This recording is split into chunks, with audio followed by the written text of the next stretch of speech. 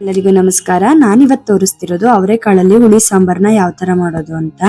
ಇದ್ ನೋಡಿ, ಇದಕ್ಕೆ ಬೇಕಾಗಿರೋ ಇಂಗ್ರೀಡಿಯೆಂಟ್ಸ್ ನ ತೋರಿಸ್ತಿದೀನಿ. ನಾನು 3 ಆಲೂಗೆಡ್ಡೆ ತಗೊಂಡಿದ್ದೀನಿ, ಗುಂಡು ಬದನೆಕಾಯಿನ 3 ತಗೊಂಡಿದ್ದೀನಿ, ಸ್ವಲ್ಪ ಕೊತ್ತಂಬರಿ, 10 ಮೆಣಸಿನಕಾಯಿ ತಗೊಂಡಿದ್ದೀನಿ. ನಿಮಗೆ ಎಷ್ಟು ಬೇಕೋ ಅಷ್ಟು ತಗೊಳ್ಳಿ. 3 ಟೊಮೊಟೊ ತಗೊಂಡಿದ್ದೀನಿ, 1/4 kg ಅಷ್ಟು ಅವರೆಕಾಳು ತಗೊಂಡಿದ್ದೀನಿ, 2 ಈರುಳ್ಳಿ ಕಟ್ ಮಾಡ್ಕೊಂಡಿದ್ದೀನಿ, ಆಮೇಲೆ ಸ್ವಲ್ಪ ತೆಂಗಿನಕಾಯಿ ತಗೊಂಡಿದ್ದೀನಿ, 4 ಟೇಬಲ್ ಅಷ್ಟು.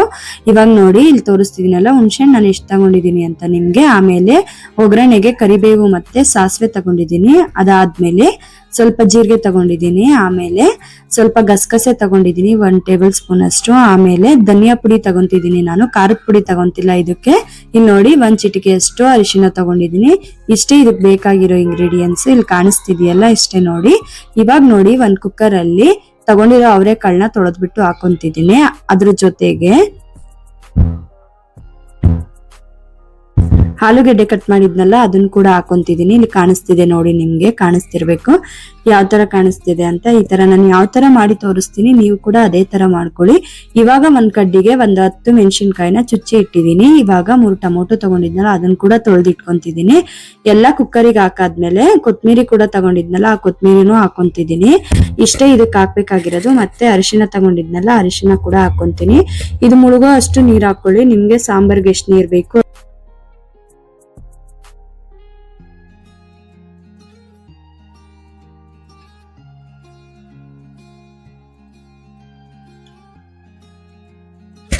ಇವಾಗ ನೋಡಿ, ಇದಕ್ಕೆ ನಾನು 1 ಟೇಬಲ್ ಸ್ಪೂನ್ ಅಷ್ಟು ಉಪ್ಪು ಹಾಕೊಂತೀನಿ. ನಿಮಗೆ ಕಾಣಿಸ್ತಿರ್ಬೇಕು ನಾನು ಎಷ್ಟು ಹಾಕೊಂತಿದ್ದೀನಿ ಅಂತ. ಫಸ್ಟ್ ಸ್ವಲ್ಪ ಹಾಕೊಳ್ಳಿ, ಕಾಳು ಉಪ್ಪು ಹಿಡಿಲಿ ಅಂತ ಅಷ್ಟೇ. ಇದನ್ನ ಜಾಸ್ತಿ ಕಲ್ಸಕ್ ಹೋಗ್ಬೇಡಿ, ಅಷ್ಟೇ ಕೈಯಲ್ಲಿ ಆತರ ಇದ್ ಮಾಡ್ಕೊಳ್ಳಿ. ಇವಾಗ ನಾನು ತೋರ್ಸಿದ್ನಲ್ಲ ಆತರ.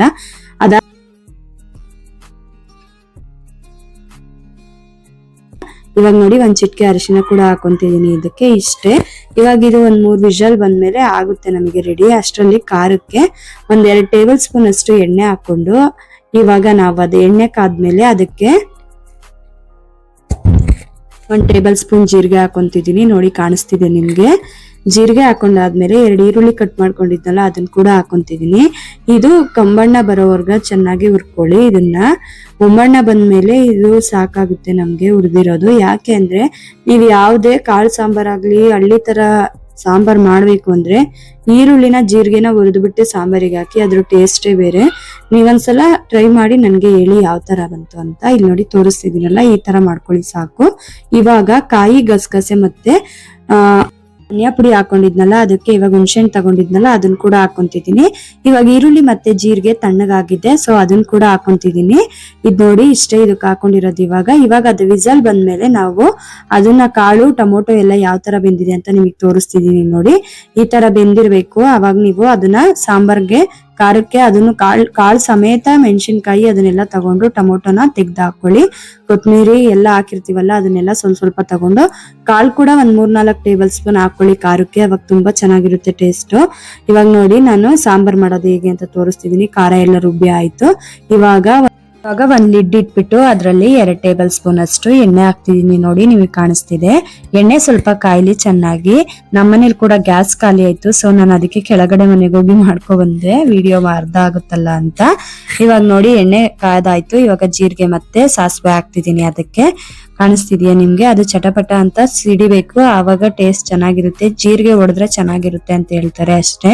ಇವಾಗ ಕೆಂಪು ಮೆಣಸಿನಕಾಯಿನ ಹಾಕ್ತಿದೀನಿ, ಆಮೇಲೆ ಕರಿಬೇವು ಮತ್ತೆ ಸ್ವಲ್ಪ ಇಂಗನ್ನ ಹಾಕ್ತಿದೀನಿ. ಇವಾಗ ಒಗ್ಗರಣೆ ರೆಡಿ ಆಯ್ತು ನಮ್ದು. ಇವಾಗ ನಾವೇನ್ ಮಾಡ್ಬೇಕು ಅಂದ್ರೆ ಖಾರ ರುಬ್ಬಿರ್ತೀವಲ್ಲ ಅದನ್ನ ಹಾಕ್ಬಿಟ್ಟು ಅದಕ್ಕೆ ಸ್ವಲ್ಪ ಹುರ್ಕೋಬೇಕು ನಾವು. ಖಾರನ ನೋಡಿ ನಾನು ಎಷ್ಟು ನುಣ್ಣಗೆ ರುಬ್ಬಿದೀನಿ ಅಂತ. ನೀವು ಕೂಡ ತರಿ ಇಲ್ದಿರಾ ನುಣ್ಣಗೆ ರುಬ್ಕೊಳ್ಳಿ. ಇವಾಗ ನೋಡಿ, ಖಾರನ ಸ್ವಲ್ಪ ಎಣ್ಣೆಲಿ ಹುರಿದಿ. ಫಸ್ಟೇ 1 ಟೇಬಲ್ ಸ್ಪೂನ್ ಉಪ್ಪು ಹಾಕಿದ್ವು, ಸೊ ಅದನ್ನ ನೆನ್ಪಿಟ್ಕೊಂಡು ನಿಮ್ಗೆ ಖಾರಕ್ಕೆ ಸಾಂಬಾರ್ಗೆ ಎಷ್ಟು ಬೇಕಾಗುತ್ತೆ ಅಂತ ನೋಡ್ಬಿಟ್ಟು ಹಾಕೊಳ್ಳಿ. ಇವಾಗ ನೋಡಿ, ನಾನು 1 ಟೇಬಲ್ ಸ್ಪೂನ್ ಅಷ್ಟು ಉಪ್ಪು ಕೂಡ ಹಾಕೊಂಡೆ. ಇವಾಗ ಬೇಯಿಸ್ಕೊಂಡಿದ್ನಲ್ಲ ಆ ಕಾಳನ್ನೆಲ್ಲ ಅದಕ್ಕೆ ಹಾಕ್ತಿದೀನಿ, ತರಕಾರಿನೆಲ್ಲ.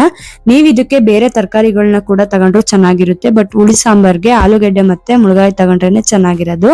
ಇವಾಗ ನೋಡಿ, ಇಲ್ಲಿ ಕಾಣಿಸ್ತಿದೆಯಲ್ಲ ಎಷ್ಟು ಚೆನ್ನಾಗಿ ಕಾಣಿಸ್ತಿದೆ ಸಾಂಬಾರ್ ಅಂತ.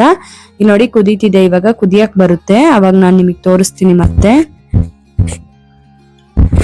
ಮತ್ತೆ ನಿಮಗೆ ಸಾಂಬಾರ್ ಕನ್ಸಿಸ್ಟೆನ್ಸಿ ಎಷ್ಟು ಬೇಕು ಅಂತ ನೋಡ್ಬಿಟ್ಟು ನೀರ್ನ ನೀವು ಹಾಕೊಳ್ಳಿ. ನಿಮ್ಗೆ ಎಷ್ಟು ಜನ ಇರ್ತಾರೆ ಅಷ್ಟು ಜನಕ್ಕೆ ಸಾಲೋ ಅಷ್ಟು. ನಮಗೆ 4 ಜನ ಇರೋದ್ರಿಂದ ಸಾಕು, ನಮ್ಗೆ 2 ಹೊತ್ತಿಗೆ ಸಾಕಾಗುತ್ತೆ ಅಷ್ಟೇ. ಅದರಿಂದ ಇವಾಗ ನೋಡಿ ಅದು ಸಾಂಬಾರ್ ಯಾವ ತರ ಆಗ್ತಿದೆ ಅಂತ ಒಂದ್ಸಲ ಮಿಕ್ಸ್ ಮಾಡಿ ತೋರಿಸ್ತೀನಿ. ಇವಾಗ ಕುದೀತಿದೆ ನೋಡಿ ಯಾವ ತರ ಕುದೀತಿದೆ ಅಂತ. ಈ ತರ ಕುದಿಯಕ್ ಬಂದಾಗ ನೊರೆ ನೊರೆ ಸೈಡಿಗೆ ಬರುತ್ತಲ್ಲ, ಅವಾಗ ನಮಗ್ ಸಾಂಬಾರ್ ರೆಡಿ ಆಗ್ತಿದೆ ಅಂತ ಅರ್ಥ. ಇನ್ನೊಂದ್ 2 ನಿಮಿಷ ಆದ್ಮೇಲೆ ಅದನ್ನ ಕುದಿಸ್ಬಿಟ್ಟು ಆಫ್ ಮಾಡ್ಬಿಡಿ. ಇವಾಗ ನೋಡಿ ಸಾಂಬಾರ್ನು ಅನ್ನನು ನಾನು ತೋರಿಸ್ತಿದೀನಿ. ಬಿಸಿ ಬಿಸಿ ಅನ್ನಕ್ಕೆ ಸೂಪರ್ ಆಗಿರುತ್ತೆ. ಮತ್ತೆ ದೋಸೆ ಮಾಡಿ ಸಾಂಬಾರ್ ಮಾಡಿದ್ರೆ ನಿಜವಾಗ್ಲೂ 2-3 ದೋಸೆ ತಿನ್ನೋರು ಒಂದು 6-7 ದೋಸೆನಾದ್ರೂ ತಿಂತಾರೆ. ಅಷ್ಟೇ. ಸಾಂಬಾರ್ ನೋಡಿ ಯಾವ ತರ ಕಾಣಿಸ್ತಿದೆ ಅಂತ. ಇದು ಅನ್ನದ ಜೊತೆ ಮಾತ್ರ ಇನ್ನ ಸಖತ್ತಾಗಿರುತ್ತೆ. ಬಿಸಿ ಬಿಸಿ ಮುದ್ದೆಗೆ ಎಲ್ಲದಕ್ಕೂ ಸೂಪರ್ ಆಗಿರುತ್ತೆ. ನೀವು ಒಂದ್ಸಲ ಮಾಡಿ ಟ್ರೈ ಮಾಡಿ ನನ್ಗೆ ಹೇಳಿ ಯಾವ ತರ ಬಂತು ಅಂತ. ಇಲ್ಲಿ ನೋಡಿ ಕಾಣಿಸ್ತಿದೆಯಲ್ಲ ಯಾವ ತರ ಬರ್ತಿದೆ ಅಂತ. ಇಲ್ಲಿ ನೋಡಿ ತ್ರಿವೇಣಿ ಕನ್ನಡ ಯೂಟ್ಯೂಬ್ ಚಾನೆಲ್ ನ ಸಬ್ಸ್ಕ್ರೈಬ್ ಮಾಡ್ಕೊಳ್ಳಿ ಪ್ಲೀಸ್. ಎಲ್ಲರೂ ಲೈಕ್ ಮಾಡಿ, ಸಪೋರ್ಟ್ ಮಾಡಿ, ಕಮೆಂಟ್ ಮಾಡಿ. Thank you for watching. Please ಎಲ್ಲ ಸಪೋರ್ಟ್ ಮಾಡಿ.